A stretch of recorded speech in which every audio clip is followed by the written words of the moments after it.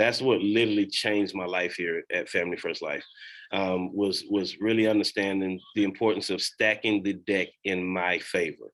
If I really want to go out and help X amount of families, whatever amount of leads that I thought that I needed to go achieve that goal, I needed to buy double.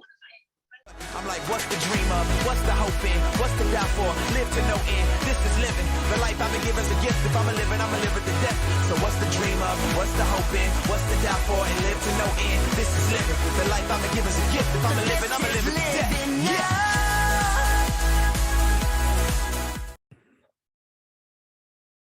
Welcome to the Living Hope Agency call. Super excited for our call here tonight.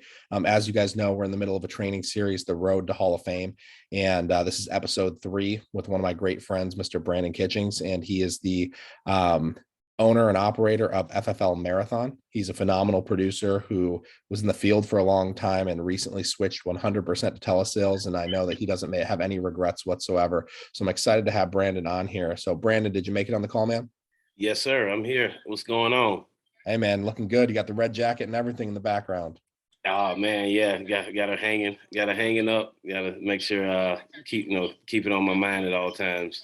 I love it, man. Well, hey, thank you so much for joining us. And kind of as I told you, the structure of this call, we're just going to dig a little bit into your story, and we're going to get right into mindset of a Hall of Fame producer, because when we talk about the road to Hall of Fame, and there's a lot of people who they're at different parts of the road. And there's this destination at the end, which is the red jacket helping 400 families. And some people are going to make it all the way to the destination. And then there's going to be others who are going to get lost on the journey. They're going to, get off track and want to get back on track. So this is really all about, consistency. Mike Curry said it on one of our first calls. Hall of Fame is not really a skill set thing. It's more of a consistency thing. And I think you could agree with that. If you're willing to work 16 run days a month, 12 months in a row, you can hit Hall of Fame, and it's really not that deep. So I'd love, Brandon, if you could just come on here and just share a little bit of your background, your story, where you come from, how you got into FFL, and then obviously a little bit of your journey from 100% field sales into recently transitioning to telesales. Oh man, and I'm just so honored, to be on, to be able to, share with you guys, give back. I see my guy Mike Curry on here, man. What's up, Mike? I appreciate the opportunity to be on here. So talking about, getting started, man. I've been here for a little over 2.5 years, came out of the mortgage industry with one of the biggest banks, here in the country, was with them for about 12.5 years. Consistently writing, $40-50 million worth of mortgages year in and year out, and getting paid less than 100 $100,000 a year, so it just wasn't, making sense. And, I was looking for, something better to do where it would allow me to kind of bet on myself and actually, get what I believe I'm worth, when I'm actually bringing business to the table for the company. So definitely started, looking for different options, and ended up finding life insurance just through an experience. My father-in-law passed away from lung cancer about 3 years ago, and he had no life insurance, and my wife and I, battling through that, with our 6 kids to come up with the money to lay her dad to rest properly. And just watching my wife struggle through that mentally and emotionally, it made me realize how important, life insurance was. And I told her right then and there, I was like, maybe I should look at life insurance. If I could help one family not go through what we went through, it would be a win for me, a blessing for me.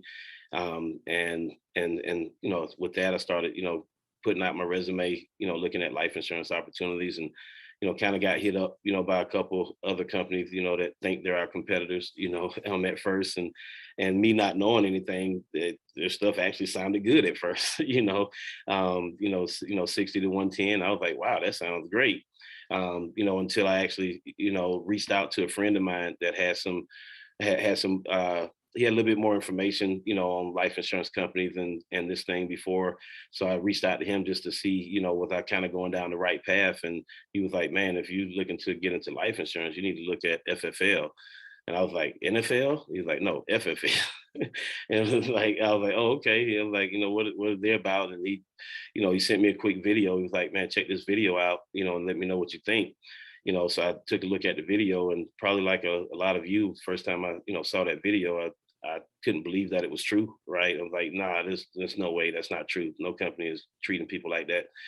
I just spent, 12 years with one of the biggest companies, and they don't do nothing like that. So, it can't be true. But, he told me, like, man, just come to my house. Let me show you some things. And so the next day I, went to meet him, and he actually, just kind of opened up his bank account and showed me some deposits. And that did it for me. I was like, okay, what do I need to do? Right. And, he kind of, gave me the study course, got me going. And, I haven't looked back since then. I actually walked away from the bank, before I even passed the test. I just knew that, this was something that I was really passionate about doing. And if I gave it my all, I knew I could do it just with my skill set and what the comp plan and the system, looked like here. And I just dove all in, from day one. So, man, and I haven't looked back since. Since then, got my, retired my wife from the same bank. I met her there at the bank over 13 years ago. Met her there, but got her retired out of there, and got my 21-year-old daughter in the business with us as well. She runs my social media and runs her own team also. And my mom retired and she didn't have nothing to do, so she runs my contracting. So it just gave me a true opportunity to work with the ones that I love the most. And actually build something, for our family's future. So, man, just excited and humbled and, thankful to be here. I love that, man. It's truly a family business for you guys. And I remember hearing some story through the grapevine, and you can tell me if this is true or not, but I heard that one of your young daughters at school or something said something along the lines of, do your parents got life insurance? And you guys got a call just because they're so proud of what you do, man. So that's so cool, man. Yeah, I mean, we had to calm it down because they were actually on the playground telling kids at school, if your parents don't have a life insurance policy on you, they don't care about you. They were telling kids that at school. I was like, no, don't say it like that, please. Wow, man. Well, it's so cool. Just you got the whole family involved, and just to see how much you guys have obviously grown. So you've been here how long? 2.5 years? Yeah, 2.5 years, man. 2.5 years. Okay. So just talk just a little bit about the journey, because obviously I know it wasn't just like a rocket ship success story. You came in, you were here for like a half a year, then you had a full year of business. And then in your second full year of business, you were able to go out there and hit Hall of Fame. I think where we'll start is just the mindset, because the difference between somebody who helps 10 to 15 families a month versus somebody who helps 30, 40, 50 families a month, it's not that different in regards to skill set. Because if you can help 10 to 15 families a month, what you've proven is that, number one, you're not weird. Like, some people trust you. And number two, you have enough of a skill set and a likability that you're able to take an order for life insurance. And the difference between someone who goes 10 to 15 families versus 30, 40, 50 families, I mean, mindset, work ethic, consistency, attitude, all of these different things. I mean, what would you say major difference in mindset from a Hall of Fame producer to someone who just kind of is able to help a couple of families a month? Mindset wise, it has a lot to do with just understanding. For me, I think a lot of people know we've shared it multiple times, Stephen Yee and myself, who's my upline. We talk about a lot about my very first lead purchase, my mindset then versus my mindset now. Back then it was before we had the instance and all the different lead types, right, that we have now. It was just, Facebook final expense leads or mortgage protection when I started. So it was either start a mortgage campaign and wait 4 to 6 weeks to get a lead, or you buy some, Facebook leads for $25 a piece and you get them in a couple of days.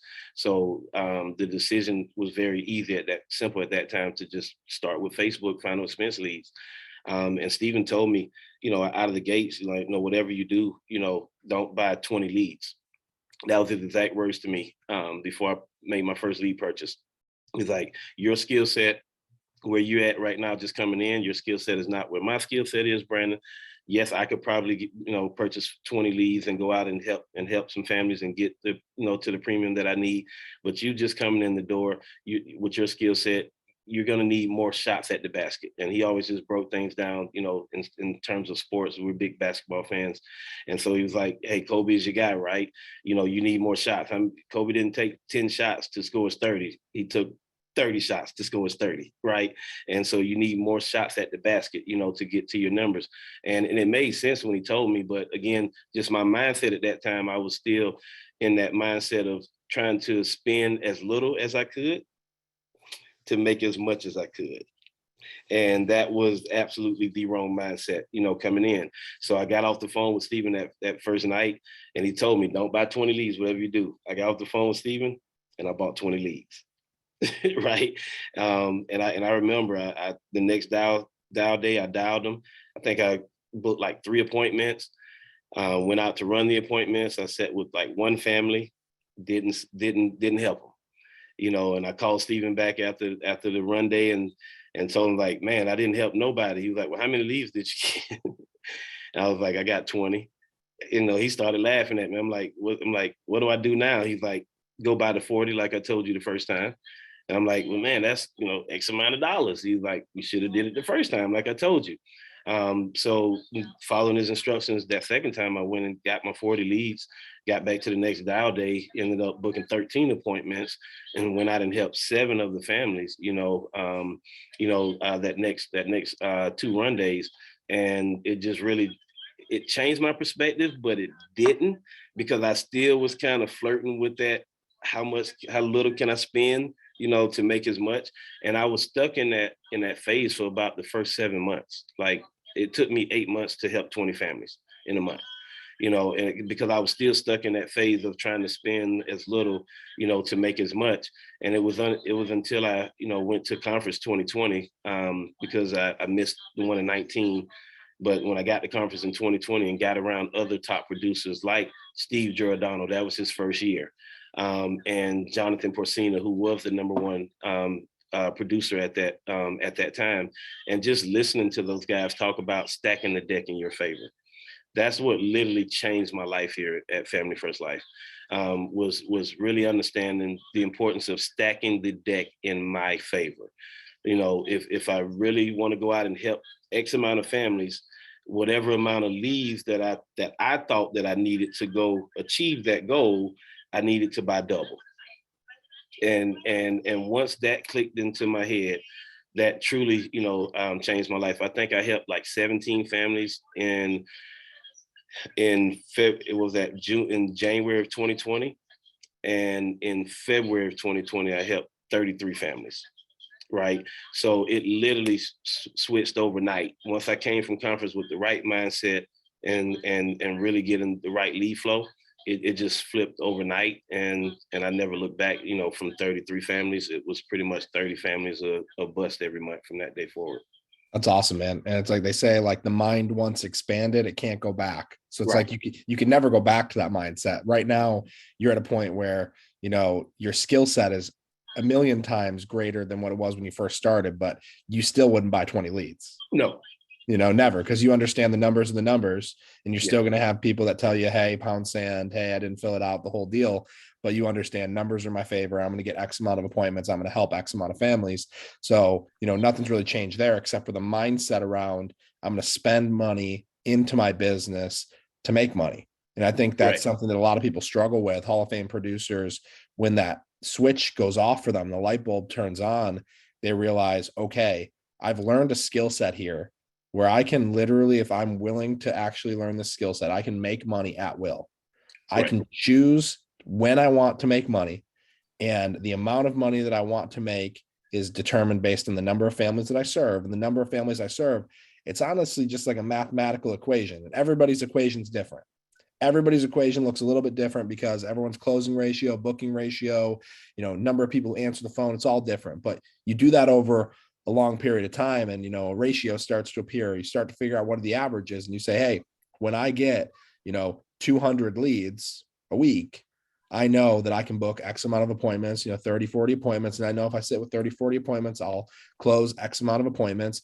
And a confidence starts to build up in yourself, because in that confidence, you say, okay, well, I know if that's the ratio, that pretty much is just, it's not guaranteed by any means, but it's very likely, because I've been doing it over a long period of time.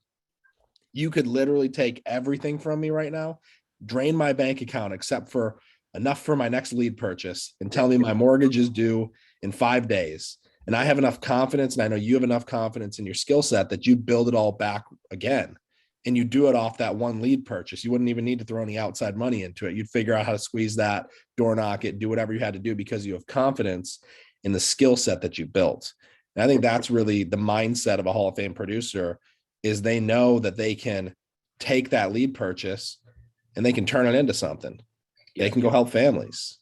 So I love it, man. So let's dig a little bit into you were in the field for a long time. I don't know if have you been in Arizona your whole time that you've been here? Yeah, I've been here for about 16 years. So yeah, I've been here. Okay, so you've been in Arizona. So Arizona is one of our more popular markets. So you were somebody that before Arizona became a hot spot, you were running out in the field, and you were out in the field. And then when we started to have a lot of agents happen in Arizona, you started going on travel trips. You started going all over the country, going where the leads are.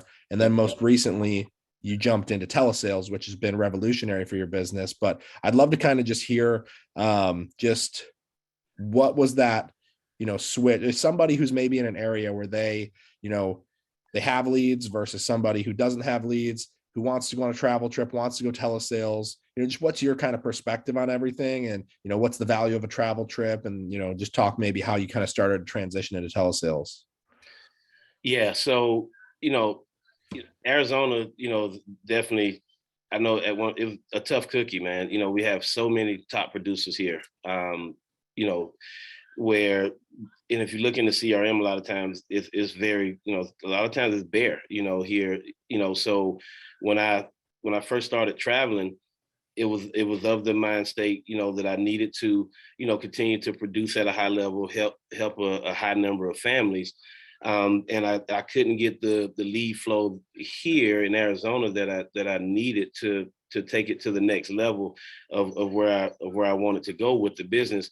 So I started picking up, leads in other states and traveling, Minnesota. I was traveling to Minnesota twice a month, South Carolina twice a month, Ohio. I was kind of like in and out, but it had me away from my family a lot. And my family is so good. We have 6 kids and 5 girls, and everybody was so good with understanding what I had to do, in order to get us to where we're at now. But it wasn't feeling good just being, just having to travel all the time. But I did what I had to do, to get where I needed to get to at that time. And then what happened last year, because again, I tell people, when it comes to the telesales, I'm the same person that if you would have asked me 6 months ago about phone sales, I'm the same person that would have told you it don't work. I would have said it don't work, don't try it, and that's because I tried some Zoom sales at the height of COVID back in 2020, and I didn't have success, and that was because I had no leads there in Minnesota, and this was March, April, when it's like negative degrees up there. And of course I didn't want to travel up there, at that time, but I had a heavy lead flow coming in. So I tried some Zoom sales to stay out of the cold, if you might say, and it didn't go good. And so I completely aborted trying to do anything virtual and went right back to the field, and it was all field. This time around, this past September, late August, actually, this past year, my father passed. Okay. And through with me having to deal with his death and cleaning up a lot of his stuff, I knew I was going to be out of the field for at least a couple of weeks while I cleaned up everything on his end. But anybody that's running any type of mail, I'm sure you understand that it don't stop, right? The mail don't stop whether you're not working or not. They keep coming. The bank account keeps doing this. And so it was like, hey, I got to figure something out because I need to stay on top of my leads as they come in. So this time it was more out of necessity. I had to make it work. So I had a chance to really sit down with my wife and try to figure out how to make it work, this time around with going, selling over the phone. And what actually gave me the blueprint of what I do now was, one night we were actually sitting up watching Wolf of Wall Street. And that's when it kind of clicked for me, because we were watching the movie, and I just jumped up and I was like, I got it, baby. I was like, I got it. She was like, what? You know, I kind of scared her. She was like, what do you got? You know, I'm like, I got it. I was like, check the movie out. I was like, how many appointments are they booking on this movie? She was like, they're not booking appointments. I was like, exactly. They're not booking appointments. I was like, they're calling people to close right on the spot, right? They're calling people, getting them on the phone. They're closing them right there on the spot. They're not setting appointments to get them back on the phone. They're trying to close them right there on the spot. So I was like, ding, ding. I was like, that's it. I got to do a one call close with this. I got to figure it out. I got to do a one call close. I got to call them. I got to get them on the phone, and I got to get them to move right now. Okay, not booking an appointment to give them 24 to 48 hours to think about it and things. I got to get right. I got to strike while the iron is hot. So it actually made me sit down and think, how can I do this? So for me, I just had to, I figured that the way that I wanted to do it, I wanted to do it in a way where it was kind of unlike how we've been doing things, where, you know, before, you know, we call, if you ask me, hey, can we do it? Can we do it over the phone? I would tell you, nope, I got to come out there and make sure you're not as big as an elephant or chained to a hospital bed, right? So it was me more imposing my will on you to say, nope, this is how it's going to be done, right? And I was like, okay, with the phone, I need to figure out a way to do it where they're making the choice. It's not me imposing and telling them it's got to be done over the phone. You know, I need them to make the choice and choose the phone, because if they choose the phone, they're going to be more inclined to provide me everything I need to help them at this time, because they chose to do it this way.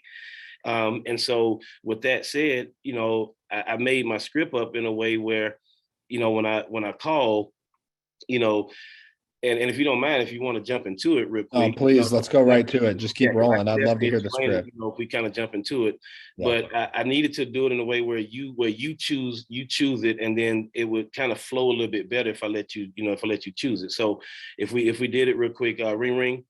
Hello, Jamie. Yep. Hey, brother, I'm not a telemarketer. Don't hang up. My name is Brandon. Getting back to you regarding the form you filled out for the mortgage protection there for your property at 123 Main Street. This is for the loan with Rocket Mortgage. You hand filled this out and sent it back to my office. You remember filling that out? Yeah, I think so. Okay. All right. So again, this is the pink form. I don't know if you remember, it's pink form. My name is there at the bottom.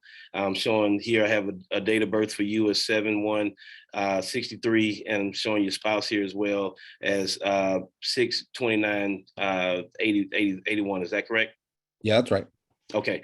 All right. So again, Jamie, just getting back to you, I'm the underwriter assigned to get these options out to you. All right. And this is the mortgage disability life product, Jamie, designed to pay the mortgage off in the event of death, disability, or sickness or illness. Okay. At this time, Jamie, just calling to verify a little bit of the information, you know, that you provided over to us to prepare myself for this. So based on what I'm showing here today, Jamie, did you fill this out? Was this just for yourself, or was this for you and your spouse? Just for me.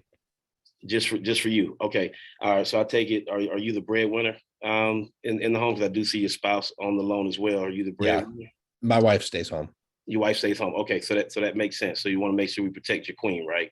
Yeah. Okay. Exactly. Perfect. All right, Jamie. So with that said, the process is pretty simple, Jamie. Again, my job is just to verify a little bit of the information and get the information out to you. Due to the pandemic at this time and the different variants, Jamie, we're currently servicing clients two ways at this time. I can either come out to the property and we can do this face to face, or we can do this over a phone call. Which option works best for the two of you? Oh, definitely over the phone. Over the phone? Okay, great. All right. And so we can definitely do it over the phone. And Jamie, just so that you understand, you know, if we're going to do it over the phone, I need you to understand that once we find a plan that fits your needs, and most importantly, Jamie, your budget, okay, we're then going to be submitting a request for coverage to the insurance company to see if you can be approved. All right, that is going to require us to provide the insurance company some very sensitive information, things like your driver's license number, your social security number, and your bank account information. Is that going to be a problem for you? No. Nope. And that's what I was getting like right out of the gate. And it blew my mind that people were actually just falling in line with it. I was giving them the choice on how to do it, and I make sure that I talk about the Delta, the pandemic and these variants first before I then say, hey, I can come out there and sit in your face, or we can do it over the phone. Right. Yeah. And it was all in the setup. It was the main reason why I talked about that, and then talked about getting in your face, and then give you the option to do it over the phone, and just laying it out that way.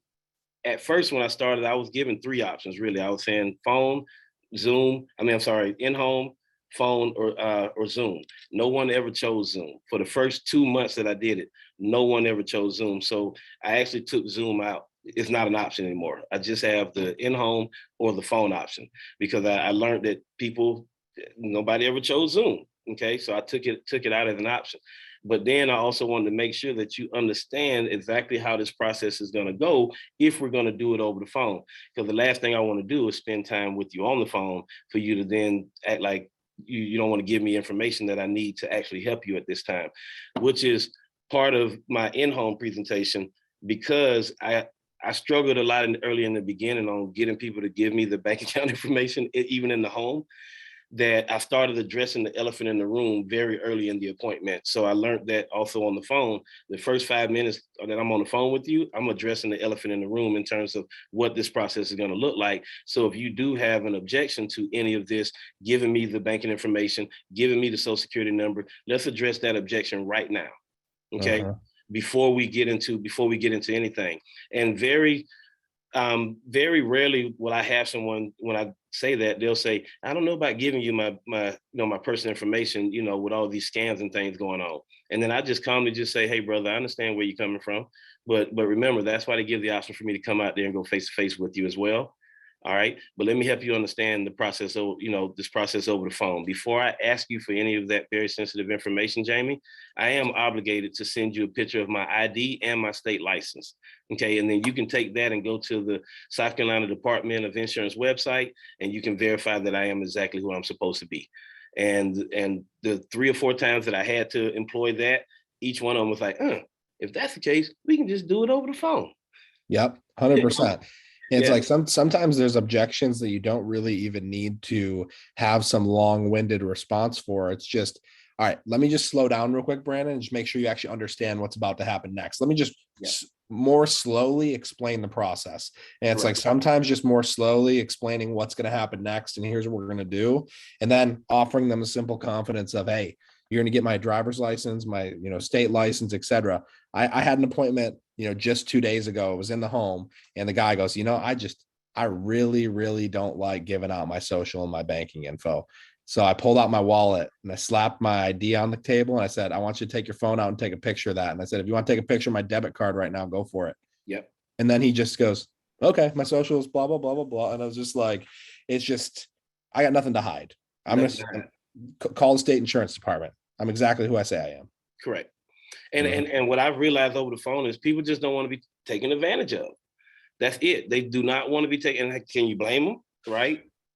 Yeah. And anybody, there's a message in the group. Are you really showing your driver's license? I show my driver's license because at the end of the day, and my state license, because at the end of the day, the only person who's afraid to show their driver's license, their state license number, is someone who's doing something sketchy, someone who doesn't have the client's best interest at heart. Nope. If I show you my driver's license and my state ID and you have a reason to call the state insurance department about me with a complaint, I did something I probably shouldn't have done. Correct. I pushed you a little bit too hard. So am I afraid to show my driver's license or my state ID? Absolutely not, because I know I'm not doing anything wrong. Nope. And plus I also have, Reliance Shield as well, which is another one of the carriers that we offer, right? When it comes to identity theft protection. So I have the top plan with Reliance Shield. So I don't mind, letting you see all of my information. I'm not worried about you stealing my identity, because Reliance Shield got my back, so I don't mind sending you my stuff. I love it, man. So let's dig a little bit into like the transition. So now you're transitioning from, hey, let's go ahead and take care of this right now. Give us just your basic open over the phone as someone who they're sitting down, they're ready, or you can even, hey, are you somewhere where you got a pen and paper? We can take care of this right now. If someone's not where they're supposed to be, are you setting any appointments? Yeah. So my transition, typically, you said that you were okay over the phone. I made you feel comfortable on how it's gonna, how the process is gonna be over the phone. You say you're okay with that. Then that's when I move for the one call close. Okay. So then I'll say, okay, Jamie, again, the process takes about 20 minutes. I actually have about 40 minutes before my next scheduled appointment. If you got about 20 minutes right now, we can go ahead and knock it out. You got 20 minutes now? Yes. Bam. So if you got 20 minutes now, then I'm like, okay, No, I don't have 20 minutes now. I'm at work. Oh, if you're at work, okay, that's totally fine. I totally understand. So let's do this. Let's set a time, when you will be available for about 20 minutes to go over this with me. You along with your spouse. I am obligated, to go over the information with the two of you at the same time. So what time do you typically get in from work? 6:15. 6:15. All right. So I don't have a 6:15 available, Jamie, but I could possibly squeeze you in about 7 p.m. Would that give you enough time to get home, get settled, have your wife, available for about 20 minutes with me? Yeah, I think so. Okay, so let's book that for 7 p.m. today. All right, and then with that being said, if you could write down some information for me. So for me, if I'm gonna book the appointment, I'm gonna triple tie you down. And it's something I learned from Stephen Yee. We use a triple tie down, and this is something that has reduced my no-shows by 30% ever since I implemented. So whether I'm booking an appointment in home or over the phone, I'm gonna use my triple tie down. So I'm gonna say, hey Jamie, if you don't mind, real quick, if you have pen and paper, I have a couple of things for you to write down. The state just requires me to leave some information with you real quick. Okay. And if you can write it down, that's fine. I'm gonna give it to you. If you can't, then you're at work, then I would just text the information. Hey, I'm gonna send you a text. You're gonna get all this information via text. I'll text it over. But most people have a moment to write it down. So I'll give them the information, my full name, my state license number. Okay. Let you know how you can, go to the state's website and verify that information. And then for me, I give a wholesale discount code. Okay. I give a wholesale discount code. And I let them and I let you know, hey, I need you to write this down because this code, once I exit your file today, Jamie, I don't have access to the discounts anymore. Once we reconvene on the phone, you're going to provide me the discount code, and it's going to allow me to re-access the discounts on your file. So I use that to garner urgency on why they need to make this appointment with me because I have the discounts ready to go for you. So I'm going to give you a wholesale discount code, which is for me, I use the first 3 letters of the month, so write this down for me. It's going to be MAR for March, the number 22 for the year, and then E as in Echo, the number 6, F as in Frank. And all that is the last 3 digits of my American number. Right. And I give you that and I make you repeat it back to me, and every time I do that, they're like, oh yeah, MAR22E6F. All right, you got it. So make sure you don't forget that when we get back on the phone, because you want your discounts on this, right? Yep, I need my discounts. Okay. and then the last thing I do for the third piece of that is I take the appointment away from you. And I say something like, hey, Jamie, is there, you're good at keeping your appointments, right? I'm pretty good. Okay. All right. And is there any reason, that you wouldn't be able to make this appointment this evening between 7 and 7:30? I try to stay on schedule. Sometimes I'm running a little behind, but any reason that you won't be available for this appointment between 7 and 7:30? Only reason would be if the next shift of guys, they don't get there on time to relieve me, and it takes me a little bit longer to get home. Okay, so barring anything like that extra at work, you should be there with your wife and be good. All right, the only reason I was asking that, Jamie, looks like I just got an alert here as well that there's a family looking to book this slot, but if you're going to be available, it's yours, okay? I love that. Right. That's good. Yeah. And so what I did with that, Stephen taught me that because I used to struggle with getting no shows. And then in my mind, I used to struggle with, should I call him back? Should I go back out and knock him? So, and then Stephen, set me, he was like, hey, hit him with this triple tie down. That way, if that person no shows you after you hit them with a triple tie down, you make them write it down, you make them repeat it, and then you take it away from them, to make them reconfirm it. If that person no shows you, they're just a POS. And anybody knows what that is, POS, right? That means that's somebody that you probably didn't want to deal with anyway. They probably was going to charge back. on you or something like that, because they didn't even have the common decency to call you and reschedule, call you and cancel, and they didn't mind messing over your schedule as well as messing over another family, because I told you that there's another family looking for that slot also. But the fact that you're going to take it means that you should adhere to it, because another family could have got this help at this time as well. Totally, man.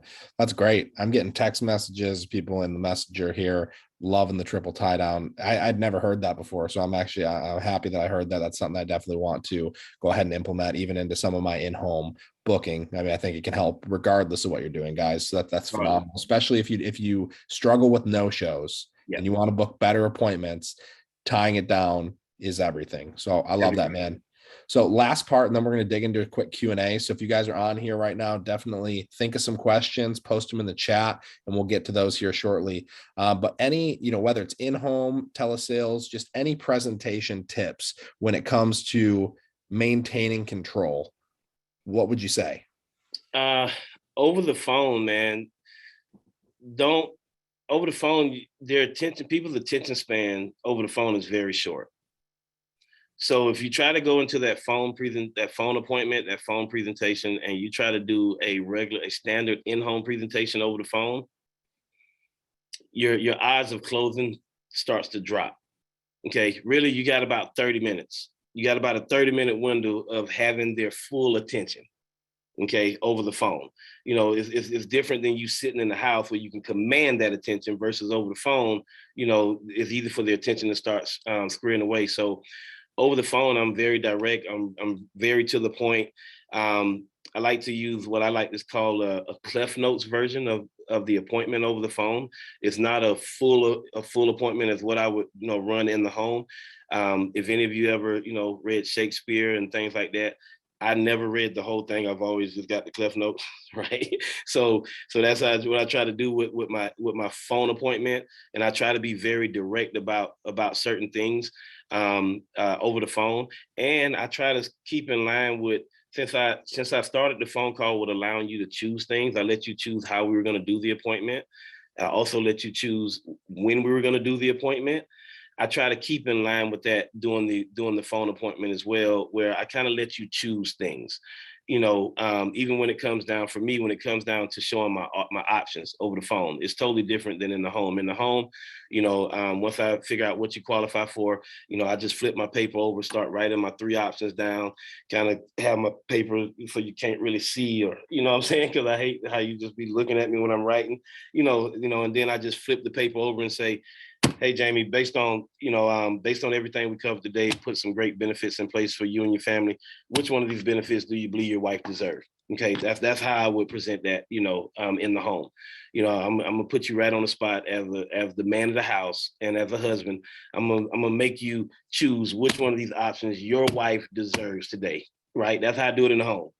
So you're gonna have to feel that heat coming from her eyeballs when I ask that question about what does she deserve. Right, I'm gonna put you on the spot, and you better not choose that small one. You choose that small one if you want to. You can be sleeping on the couch tonight, buddy. You know what I'm saying? Right? So that's how I put you on the spot, in the home. But over the phone, what I do is I kind of keep it in the line of you choosing things. So after breaking down everything over the phone, then I'll ask you, hey man, of course your budget better than me, Jamie. Your budget better than me. After discussing everything, going through all the benefits here today, you don't have any questions about the benefits I'm looking to put in place for you and your family today. Based on everything today, what fits, where were you looking to be on this at this time, to put some great protection in place for you and your family? Were you looking to be between $50 and $80 a month? Or were you looking to be between $80 and $120 a month? Or between $120 and $200 a month? Which one of those ranges actually works best for your budget at this time? Probably like 80 to 120. Bing, bing, bing. And it's a reason why I set my options up just like that.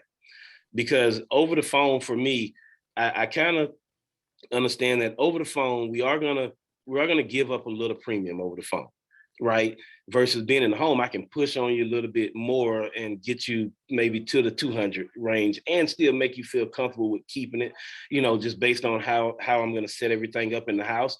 But over the phone, I really want you to choose what we're going to do, because my persistency since I've been on the phone is at 96%. Wow. Okay. And that's what has blown my mind. I've had less chargebacks since over the phone than I've had in the field. And I think a lot of that is coming from me allowing you to choose where we're going to be at price-wise at this time today. Right. And then so you tell me that 80 to 120, isn't that the middle one? Right. And what do they typically choose in the house?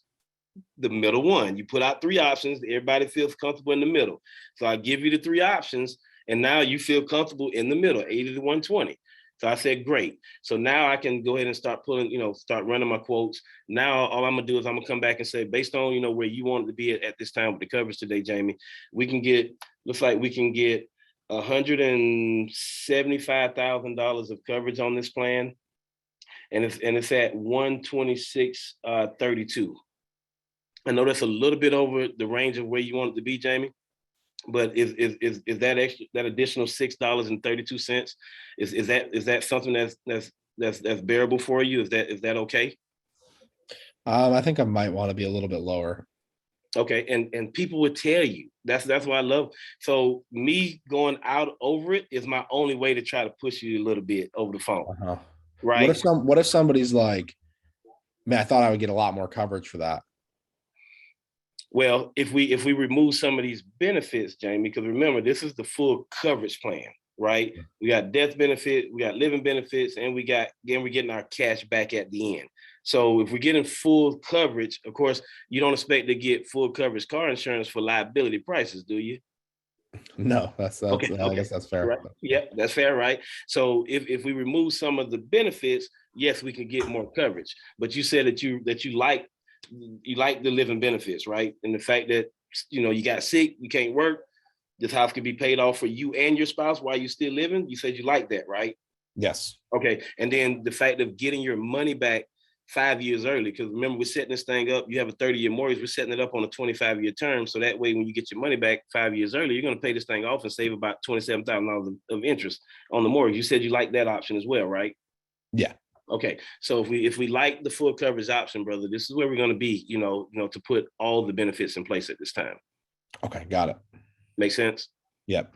And then I just talk you through again, it's because it's about benefits. I can get you more coverage if we remove some benefits at this time. Mm-hmm. But you said you like the full coverage option. Okay. And then if you said you need to be lower, then I'll just adjust it, right? Then I'll come down, okay, so we'll be at 160. You get $160,000 of coverage. It's going to be at 118.23. How does that sound, right? That feels way better. It feels way better, right?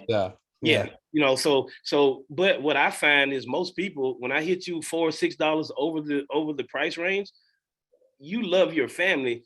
You can be like, oh man, extra $4, extra $6. Oh, that ain't nothing. That's like a little happy meal, right? Sure. You know what I'm saying? You're not stuttering that extra $4 to $6. You're like, oh man, that's I can do that. Yeah, that's good. And then what I like to do, even if you say it's okay, I double down. Because even with that 118, you're like, that's good. I can do that. I'm like, okay, all right, brother. I just want to make sure, Jamie, because again, I'm just the underwriter on this, not the salesman. Okay, so my job is not to, put you in something that's going to have you cringing each month. So I just need to make sure that 118.22, God forbid, a couple weeks from now, you're on your way to work, you blow 2 tires on the way to work, and then you get home from work and your hot water heater done burst. This 118.22 is not something that we're going to need to be canceling, so that we can take care of, the hot water heater and the tires on the car. So are you sure that this 118.22 a month is something that we can actually, take care of no matter what's going on, within the month? I love it. And then they're like, no, that's good. I'm like, again, and I like to beat it in. I ain't gonna lie, I start beating it in. I'm like, again, I just want to make sure, bro, because the last thing I need on this, Jamie, is, a month, 2 from now, I get an email from the insurance company saying that you canceled. Now I got my boss breathing fire down my back like a dragon, because he's gonna know that you didn't cancel the plan because you didn't love your family. He's gonna know you canceled it because I oversold you. Does that make sense? Mm-hmm. And then they're like, yep, that makes sense. And I'm like, okay, so if you're comfortable with the 118.22, Hey, it's going to take us about 10 more minutes, man. We're going to go ahead and knock this application out. There's going to be 2 signatures throughout the process that you're going to sign through DocuSign. I'm sure you signed your loan documents through DocuSign at this time as well. They're like, yeah, yep, okay, same process. So we're going to go ahead and knock it out. It's going to take us about 10 minutes to get this done. And I'll have you back to your day. Boom. So at this point, I think kind of as we enter into the Q&A, my first question for you will be the transition to getting personal info, and what has your experience been like from an e-signature perspective when you're dealing with somebody who maybe is a little bit more technologically challenged? Like maybe you could provide some tips and tricks, just certain carriers that that have easier e-signature processes, because you ever tried to written a IULE over the phone, it ain't easy. So would love to kind of hear some tips and tricks you maybe have, different carriers that are kind of in your back pocket that if I'm in this situation, here's what direction I'm going to go. Yeah, I mean, good question. The e-signature process can be a little tricky, especially if you're dealing with, seniors sometimes, with helping them sign. I think a lot with me coming from the customer service background and always having, working at the bank, always having to walk people through processes. Yeah. All the time. It don't bother me. I just take my time with them and I walk them through every step. Yeah. Every step. Tell me what you're seeing. Mm-hmm. Either to click that box, wait for it to come up, read it, close it down. It's going to take you back to then put in your city that you're signing in, and then hit sign, and then hit capture. I walk them through, and it's a lot because I've been through all the applications, so I have them ingrained in my mind.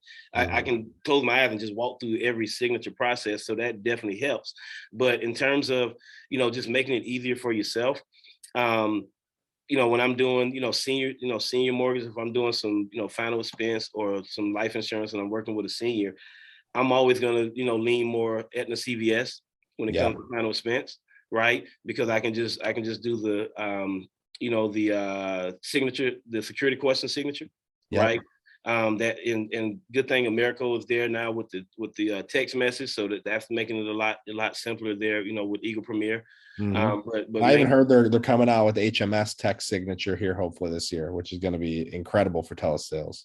It really is, but the other thing is just know your products, know your products, know your processes, so that you can actually walk them through the process. Walk them through exactly what they're going to see.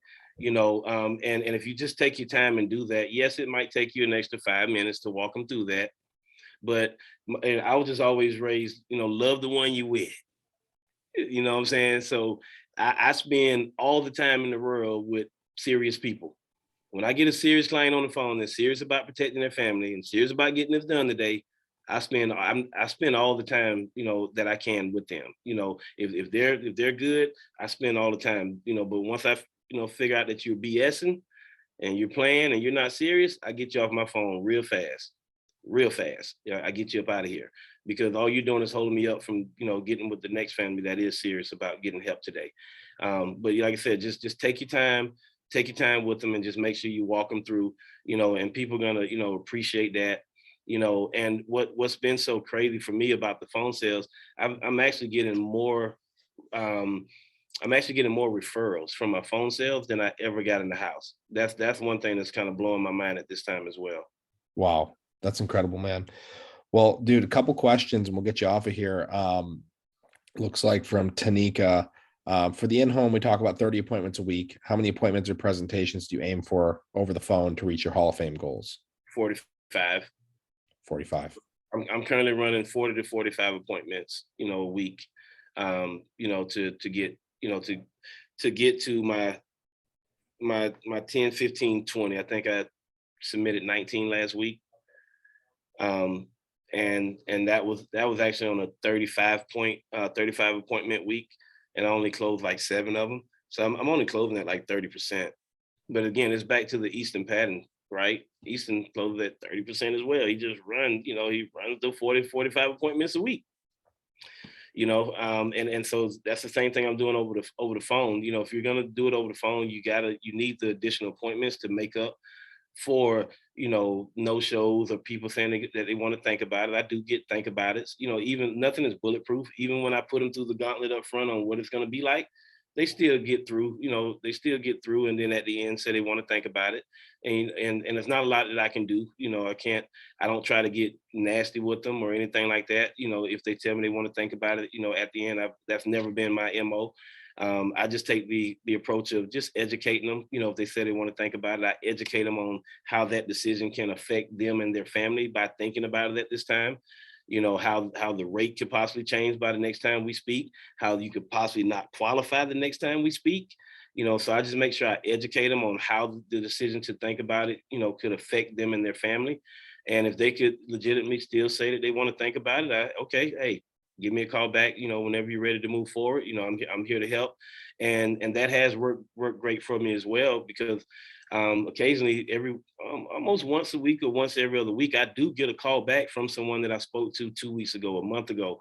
And they're like, hey, Brandon, we finally, thought about everything and we're ready to go. And we said that, if we're going to do it, we're only going to do it with you. We appreciate you educating us on everything, taking the time and explaining everything to us, so we're only going to go with you. And I had one couple weeks back, that really, he called me. He's like, yeah, we're going to go with you. And I think we're okay at $400 a month. I was like, all right, like, okay, let's go. Right. So for me, it's just about educating them, taking the time to educate them on how that decision can affect their family if they choose to think about it at this time. That's good, man. Question from Peter. Are you doing the full financial inventory over the phone? Yes, Peter. And what's up, Peter? That's my guy right there, man. Unger, right? Actually, different Peter. Oh, different Peter. Okay, I see Unger down at the bottom. That's my guy right there. But yeah, Peter. I complete my entire financial inventory, over the phone, just like I would in the house, to get all the information that I need to get to make a sound recommendation for him. Okay, good. Let's see here. Do you present the same 3 ranges every time, or do you always base it on their income and their stated needs? So I think when they're talking about, are you 50 to 80, 80 to 120, 120 to 200? Great question. It's based on income, right? If they're making $10K a month, I'm not going to have them at 50 to 80, right? 80 to 120. Then I'm definitely going to bump the range at that time, 100 to 200, 200 to 300, 300 to 400. Where are you looking to be? What I'm saying, based on that income, the income range that I see and what they have available. I will bump it. Okay. Love it. Let's see. Schedule and suggested lead flow if you're going to start call to close.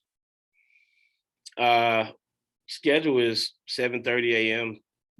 As you see, it's 6, almost 7 p.m. here at night. I'm in the office until like 8 p.m. I'm the last one to leave my office every day. Like, nobody's gonna outwork me in my own office. That's just my MO.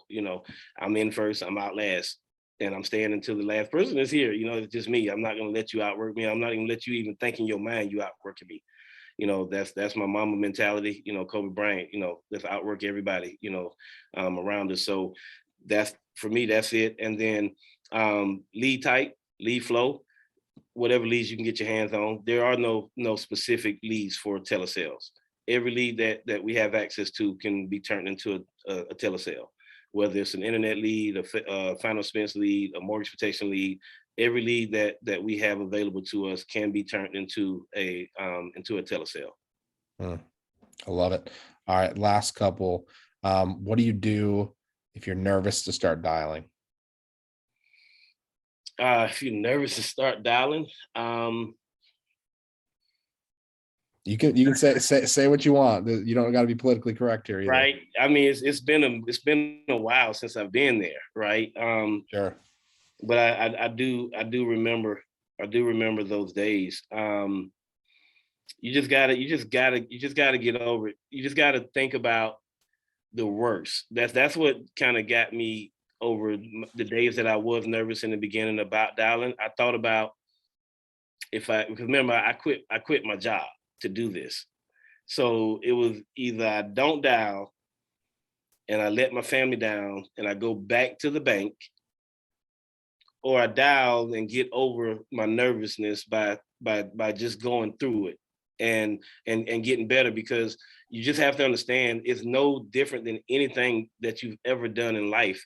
Every job you've ever worked, even if you went to McDonald's, even if you started at McDonald's today, You're not going to get on that cash register and just start taking orders and start backing out, orders and refunding people their money and stuff like that. You're gonna be like, hey, come, how you do this, right? You're gonna be asking somebody how to do it.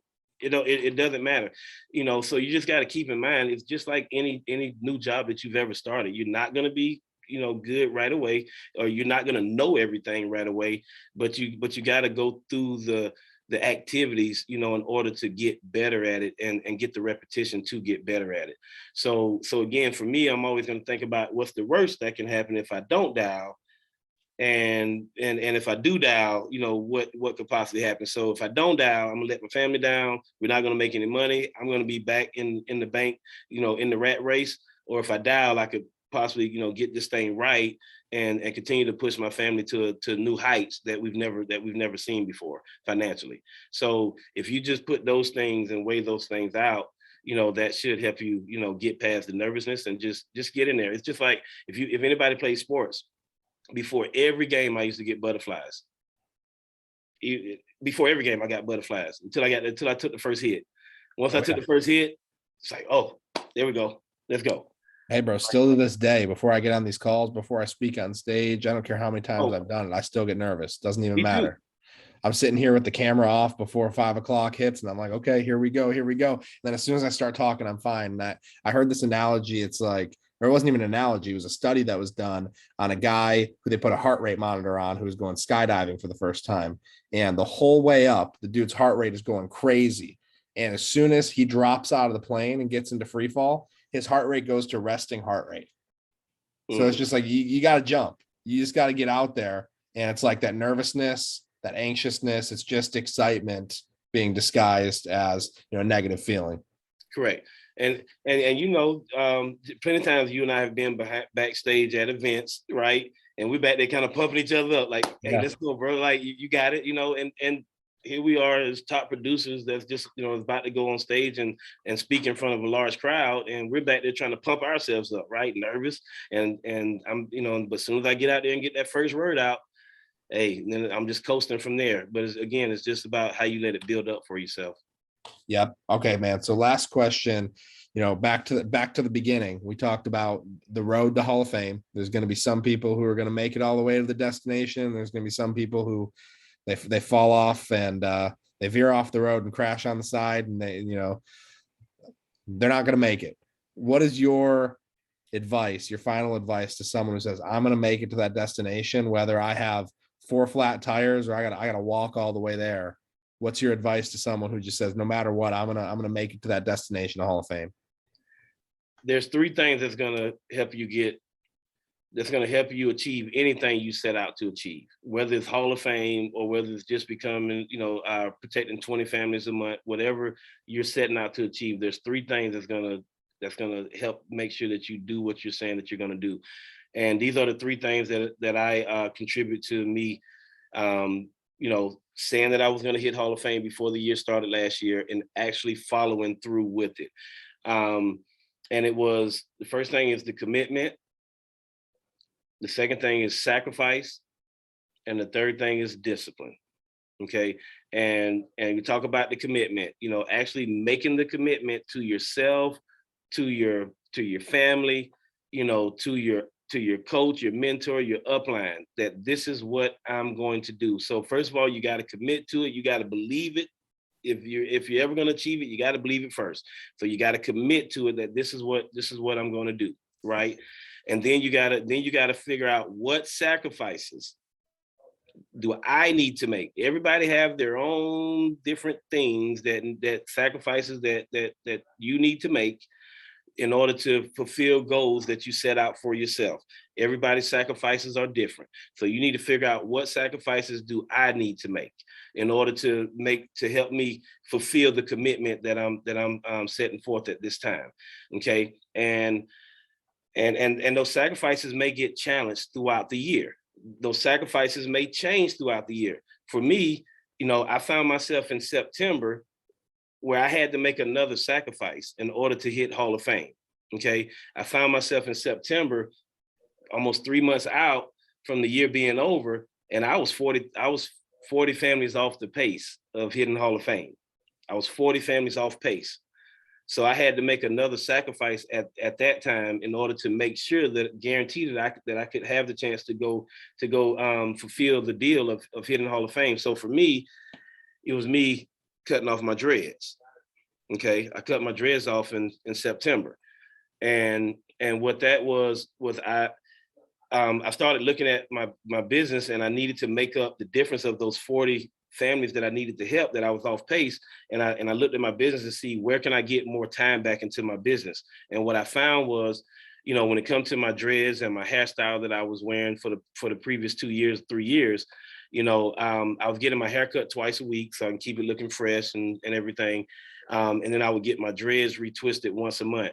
So looking at all those appointments throughout the month, I was losing 20 hours a month in my business, because going to get my hair cut, that was 2 hours twice a week. And then my wife doing my dreads was another 4 hours for her to do my dreads once a month. So I was losing like 20 hours a month in my business. So I looked at my wife and I said, if I'm going to get to it, I need to get this time back. I need to cut my dreads off, you know. And she was like, are you sure? I'm like, yes, I need to cut them off, because I can always grow them back if I really want them, but I'll never get the opportunity to hit Hall of Fame in 2021 ever again. This is a once in a lifetime opportunity. So I had her, you know, cut my dreads off that night. She was like, you sure? I'm like, cut them now before I change my mind. Please cut them, you know, right? And then she cut them. And then, and that allowed me to, I was just buzzing my own head for the rest of the year. Instead of having to go to a barbershop, I was just buzzing it myself. And it allowed me to get the time back into my business so I can go help more families to get, you know, to get across the threshold of the 400 families for the year. And so that was, you know, a sacrifice that I had to make it happen. And then again, the discipline, you know, having the discipline to following through with everything that you said that you want to do. And if you can just line those three things up, there's nothing in this world that you can achieve if you can just line those three things up for yourself. I'm a living